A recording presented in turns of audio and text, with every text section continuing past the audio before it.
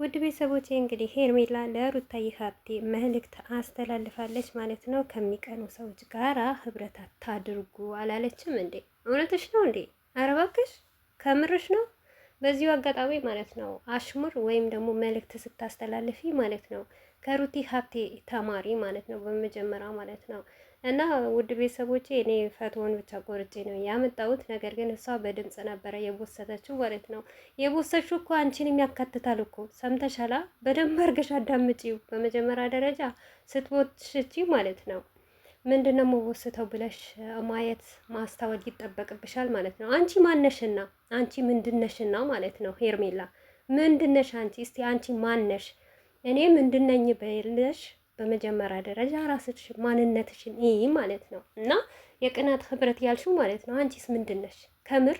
እስቲ የወሰደችው ሂዳችሁ ዩትማስ ምንም አይነት ትርጉም የማይሰጥ ማለት ነው። ምክንያቱም አጠቃላይ የኮመተችው የራሷ ስራ ነው ማለት ነው።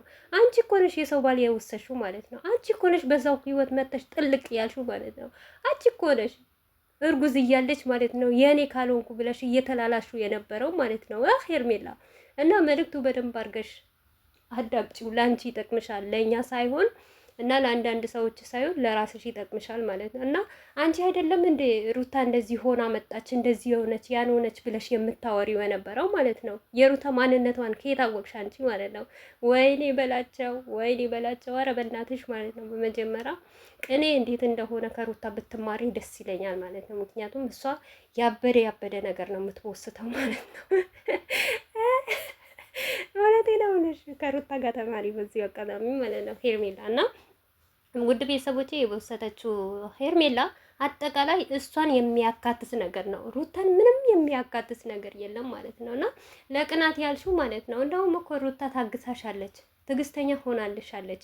ወይኔ ሩታ በመጀመሪያ ከወለደች በኋላ እውነት ለመናገር ማለት ነው ሩታ በጣም ትዕግስተኛ፣ በጣም ጨዋ ልጅ ሆናለች ማለት ነው። ከዛ በፊት አላያቸዋትም። ማንንም እኮ አትምርም። ማንንም በቃ የመጣ ሁሉ ቻ ማድረግ ነው፣ በጥፊ ማቃጠል ነው እና በአሁን ሰዓት ደግሞ ለአንቺ በጣም ምህራሻለች ማለት ነው።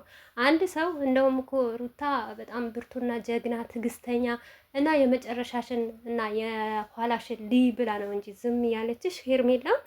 ሩታ ባልዋን የመሰለ ወስደሽባት እሱንም እርግዝና እያለች ስንት ዋጋ የከፈለችበት ባልዋን ነጥቀሽ የራሴ ካላረኩ የእኔ ካልሆንኩ ብለሽ ስንት ጊዜ አይፈልግሽም እያልሻት ያንን ሁሉ እንኳን እየወረሽባት፣ ይሄ እኮ ቅናት አይባልም። የእናታችን ልጅ ማለት ነው። ይሄ ትዕግስት ነው። እውነት ሩታ በጣም ታግሳሻለች። በትዕግስት ነው አንቺን ያሳለፈችሽ ማለት ነው። አንዳንድ ሴት ብትሆን ምን እንደምታደርግሽ ታውቂያለሽ ማለት ነው። ከምሬ ነው ብላችሁ እስቲ የሩታን ትዕግስት ለማን አለው? እናንተ ብትሆኑ ምን ታረጉ ነበረ? ባላችሁ መታ ማለት ነው አብራችሁ እያላችሁ በመካከላችሁ የሆነ ትንሽ ችግር ተፈጠረ። በቃ ባሏ ወደ ሴት አንሻለለ። ከዛ በኋላ በመሀል ገባች። እሱንም ተፈልጋ በሁለት ወንድ እንግዲህ አቤላና ብሩኬ ነው ያመጧት ማለት ነው። እሷን እንደዛ አድርጋ በባለትዳር መካከል ገብታ ስትበጠብጥ አንድ ቀን እንኳን አርግዛ እንኳን እርጉዝ ናት ወደ ሚስትህ ተመለስ የላልሽው አንቺ ዛሬ ከቀናኛ ሰው ጋር አታገናኙም የማለት መብትም የለሽም ማለት ነው። አንቺ ሲጀመር ቅኔና ወይም የሆነ ነገር መቦሰት አታውቂም ማለት ነው። እንደ ሩታዬ ጣል ብታረጊለን ደስ ይለን ነበር ማለት ነው።